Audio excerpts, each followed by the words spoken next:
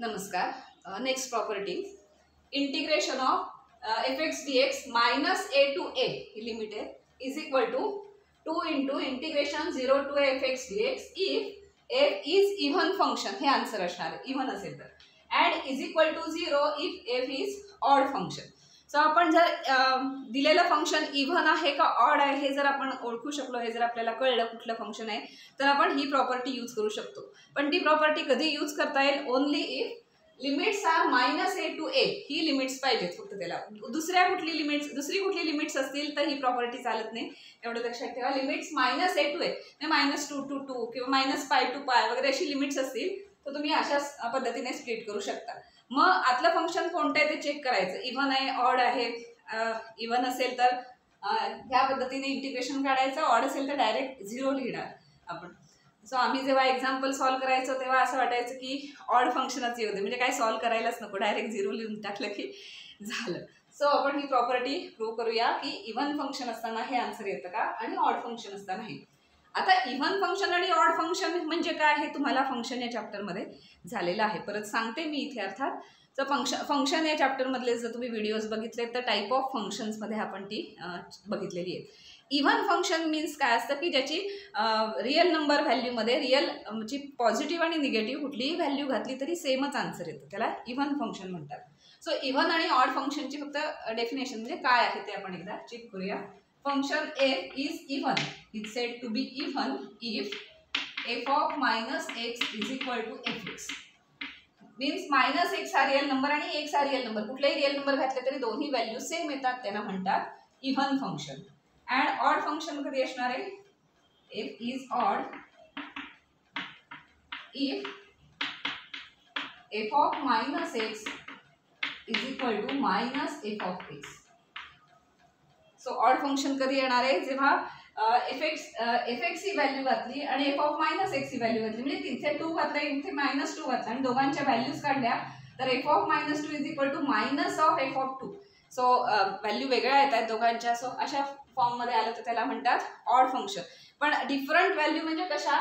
तर हा नंबर तोच राहतो, फक्त मायनस साईन येतं बाहेर. सो जे काही फंक्शनल व्हॅल्यू येणार आहे ती अपोजिट येणार आहे, फक्त एवढंच.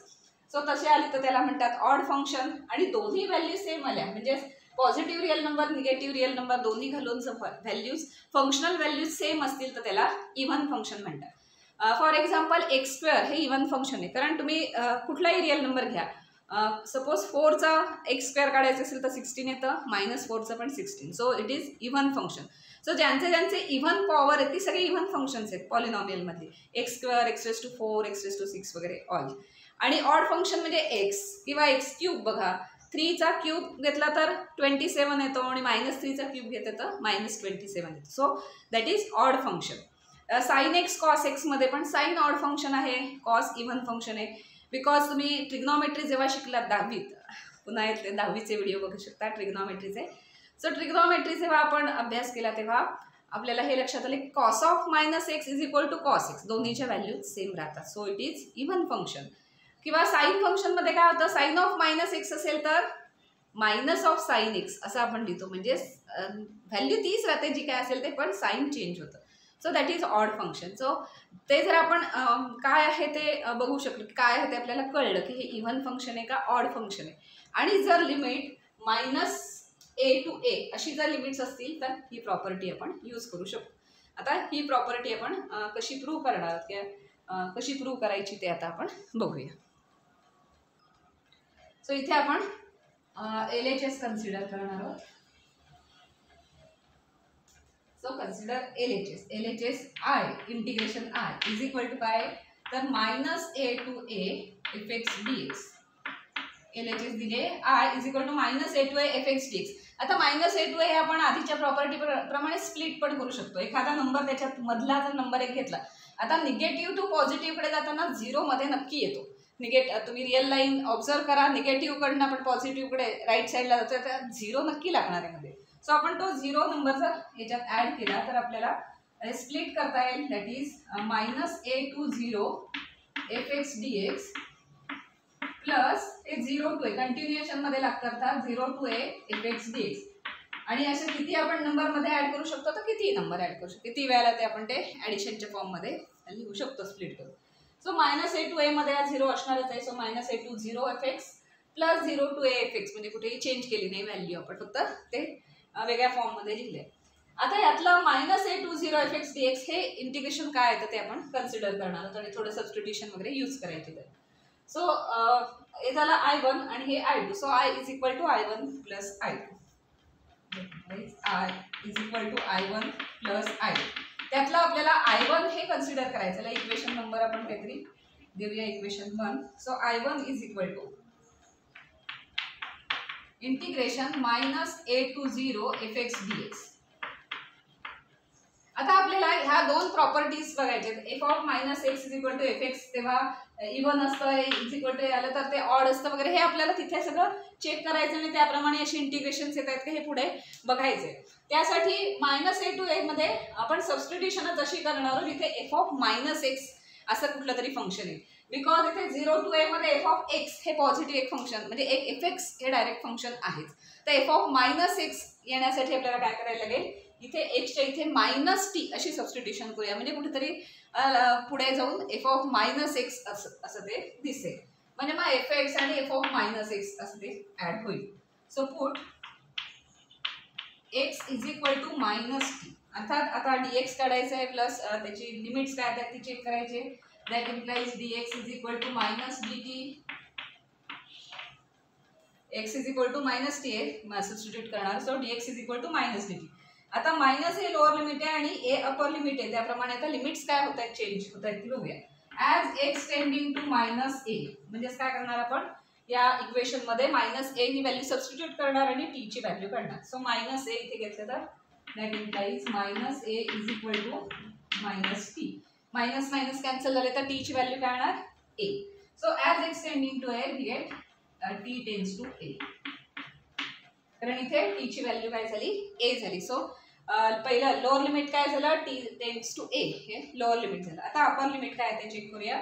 As x tending to 0, as x tending to 0, इथे ह्या इक्वेशन मध्ये 0 व्हॅल्यू करायची की t ची व्हॅल्यू किती येणार, 0 मिळणार. So t tends to 0, t tends to.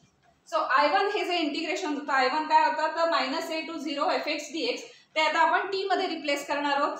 dt मिळाले आपल्याला, त्याच्यानंतर आपल्याला लिमिट्स मिळाले, ते सगळं लिहून आपण I1 काय आहे ते चेक करू. So I1 is equal to,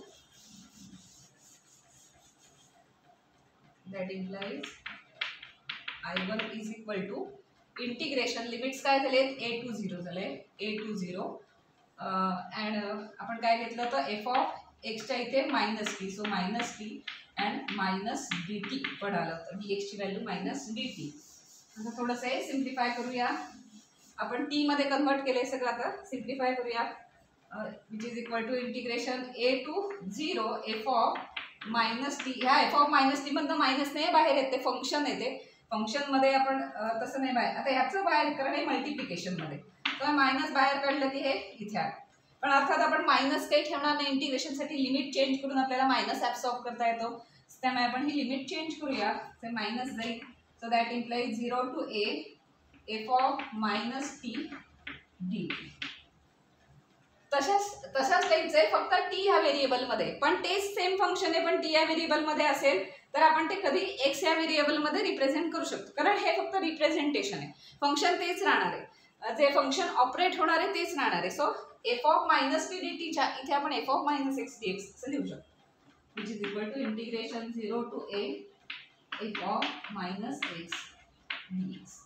so I1 काय कन्सिडर केलं तर I1 मीन्स हे -a to a fx dx, पण थोडी लिमिट वगैरे चेंज केली, थोडं आपण सिम्प्लिफाय केलं, त्यानंतर हे इंटिग्रेशन आपण या फॉर्ममध्ये पण लिहू शकतो. कसं, integration 0 to a f of -x dx. So आता आपण I is equal to I1 plus I2 मध्ये I1 ची व्हॅल्यू आता ही रिप्लेस करणार, ही जी होती त्याच्याऐवजी ही रिप्लेस करणार. दॅट इम्प्लाइज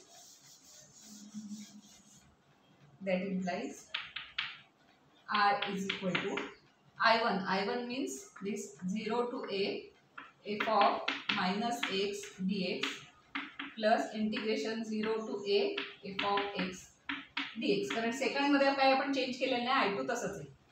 ते I1 होतं ते फक्त रिप्लेस केलं, I2 तसंच आहे. आता आपल्याला I is equal to -a to fx dx can be written as integration 0 to a f of -x dx plus integration 0 to a fx dx. आता जेव्हा आपण इंटिग्रेशन सॉल्व करतो, इनडिफायनाइट इंटिग्रेशन सॉल्व करताना बघितलंय आपण की ॲडिशन आणि सबट्रॅक्शन असेल तर आपण डायरेक्ट त्याचे सेपरेट इंटिग्रेशन्स घेतो आणि मग ॲडिशन सबट्रॅक्शन लिहितो. डिफायनाइट इंटिग्रेशनमध्ये लिमिट्स वेगळी असतील तर ते सेम नाही आहेत, ती दोन इंटिग्रेशन सेम नाही आहेत. सो ते एकत्र आणणं किंवा स्प्लिट करणं तसं ते रूल्स त्या प्रॉपर्टीज यूज करण्याव्यतिरिक्त कुठेही आपण ते स्प्लिट करू शकत नाही किंवा ते ॲक्युमुलेट करू शकत नाही. त्यामुळे ते एक लक्षात ठेवा. लिमिट्स कुठली आहेत ती पण महत्त्वाची, कारण ते पण एक व्हेरिएबल टाईपच आहे त्याचं. सो इथे आपण जर बघितलं तर हे एक फंक्शन आहे एफ ऑफ -x आणि fx ही वेगवेगळी फंक्शन आहेत, कारण इथे एफ ऑफ -x आहे आणि इथे एफ ऑफ x आहे.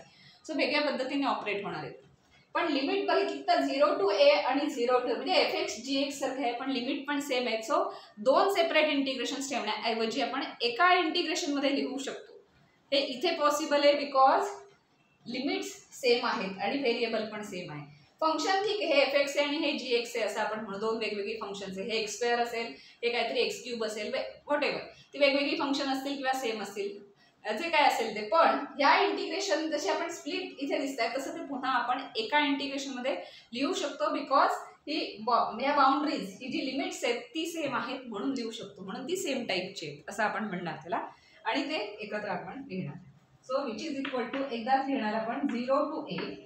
जसा fx प्लस gx आपण सेपरेट fx आणि सेपरेट gx इंटिग्रेशन घेतो तसं इथे सेपरेट आहे. ते आता एकत्र करूया. म्हणजे काय होणार, एफ ऑफ प्लस साईन आहे ना मध्ये, सो प्लस येणार F of -x plus fx आणि कॉमन आपण dx असं लिहिणार. जे सेपरेट होते ना इंटिग्रेशन ती फक्त एकत्र लिहिले. हे एक फंक्शन आहे आणि हे एक फंक्शन, आणि मधलं जे साईन असेल ते साईन आपण दिलं आणि एकत्र घेतलं. So f of -x plus fx dx. So I मिळाला आपल्याला. That implies I is equal to integration 0 to a f of -x plus fx dx. आता याला इक्वेशन 2 म्हणूया आपण, कारण हे इम्पॉर्टंट आहे. कारण आपल्याला ह्या दोन कंडिशनसाठी इंटिग्रेशनची व्हॅल्यू काय येते हे चेक करायचं. आय म्हणजे काय घेतला, आय आपण म्हणजे लेफ्ट साईड घेतली. ही लेफ्ट साईड म्हणजे आपण सगळं सिम्प्लिफाय करत कुठपर्यंत आणलं, I which is left side LHS can be written as 0 to a f of -x plus fx combine मध्ये dx. हे इंटिग्रेशन हे आणि हे सेमच आहे, ते आपण सिम्प्लिफाय करूनच इथे आणलेले आहे. सो हे दोन्ही सेमच आहेत. आता ह्या इंटिग्रेशनमध्ये आपण डिस्कस करणार आहोत की फंक्शन इव्हन असेल तेव्हा काय होतं आणि ऑड असेल तेव्हा काय आन्सर येतं, म्हणजे ही प्रॉपर्टी आपली इथे प्रूव्ह होणार आहे. सो हे आय जे फंक्शन तर लेफ्ट साईड तेच म्हणजे हे फंक्शन आहे. आता इथे आपण ते चेक करूया इव्हन फंक्शनला काय होतं आणि ऑड फंक्शनला काय. सो इक्वेशन 2 प्रमाणे आता if f is even, F even आहे म्हटल्यावर काय लगेच यायला पाहिजे की F of x, F of -x आणि एफ एक्स दोन्ही एक्झॅक्टली सेमच आन्सर्स येतात, कारण एफ हे इव्हन आहे. त्यामुळे इथे जे एफ ऑफ -x आहे आणि एफ ऑफ एक्स आहे ते दोन्ही काय असणार, सेमच असणार. मग ती दोन ॲडिशनच्या फॉर्ममध्ये लिहिण्याऐवजी 2 टाइम्स असं आपण लिहू शकतो ना, दोन्ही सेमच झाल्यामुळे.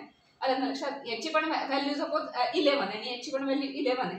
सो 11 प्लस 11 लिहिण्याऐवजी 2 × 11 असं आपण तिथे लिहू शकतो. So if f is even काय असतं, f of -x is equal to f of x असं असतं. That implies I is equal to, या इक्वेशन 2 वरनं आपण असं लिहू शकतो 0 to a f of -x आणि एफ एक्स सेमच झाले. त्यामुळे एफ ऑफ -xच्या प्लेसला एफ एक्स लिहू शकता किंवा एफ एक्सच्या प्लेसला तुम्ही एफ ऑफ -x लिहू शकता, either or. So f of -x चे एफ एक्स लिहिलं प्लस याचं पण परत एक एफ एक्स आहे आणि dx. But F x plus f x म्हणजे काय आलं, 2fx. So F x plus f x is 2fx. 0 to a 2 × fx dx. पण 2 कॉन्स्टंट आहे त्यामुळे तो इंटिग्रेशनच्या बाहेर. So 2 × 0 to a fx dx. आणि हेच आपल्याला इथे प्रूव्ह करायचं होतं. If f is even function, या आय लेफ्ट साईड आय जे आहे त्याचा आन्सर काय येतं, 2 × 0 to a fx dx. Limit पण बरोबर आले ना बघा, 2 × 0 to a fx dx. जर एफ इव्हन फंक्शन असेल तर त्याचा आन्सर असं येतं. आता एक ऑड फंक्शन असेल तर बघूया. आपले एक प्रॉपर्टीचा हाफ पार्ट प्रूव्ह झालेला आहे. उरलेला ऑड फंक्शन असेल तर काय येतं ते चेक करूया. So if f is odd, so if f is odd function then काय असतं f of minus x is equal to minus f x. So आपण जिथे minus f of minus x आहे तिथे ही व्हॅल्यू रिप्लेस करूया. So I becomes I is equal to integration 0 to a f of minus x plus f x होतं ना, त्याच्याऐवजी आपण हे लिहिणार व्हॅल्यू मायनस एफ एक्स याची व्हॅल्यू प्लस एफ एक्स आणि डी एक्स.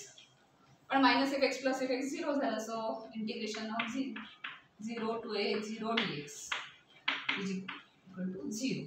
त्यामुळे एफ जेव्हा ऑड फंक्शन येतं तेव्हा या आयची व्हॅल्यू इंटिग्रेशनची व्हॅल्यू येते 0 आणि एफ जेव्हा इव्हन फंक्शन असतं तेव्हा व्हॅल्यू येते 2 × 0 to f x d x. So ही प्रॉपर्टी नीट लक्षात ठेवा. अर्थातच हे कधी पॉसिबल आहे कुठल्या इंटिग्रेशनसाठी फक्त अप्लाय करायचं तर minus A to f x d x असेल त्याच ठिकाणी. म्हणजे मायनस सपोज -20 to 20 आणि एफ एक्स डी एक्स असं असेल तर तुम्ही ही प्रॉपर्टी अप्लाय करू शकता. सपोज असं एखादा इंटिग्रेशन असलं -20 to 20 x cube d x, तर एक्स क्यूब माहिती आहे आपल्याला, x cube is a odd function. मग डायरेक्ट एका स्टेपला लिहायचं की त्याचा आन्सर हे 0 असणार बिकॉज ऑफ धिस प्रॉपर्टी. ह्याचा आन्सर 0. आणि इव्हन फंक्शन आलं तर 2 × 0 to f x d x हे सॉल्व करायचं आणि जे काही आन्सर येईल ते तिथे लिहायचं. सो ही तुमची लास्ट प्रॉपर्टी होती. त्याच्यानंतर आपण पुढच्या व्हिडिओपासून काही एक्झाम्पल्स सॉल्व करणार आहोत डिफायनाइट इंटिग्रेशनचे.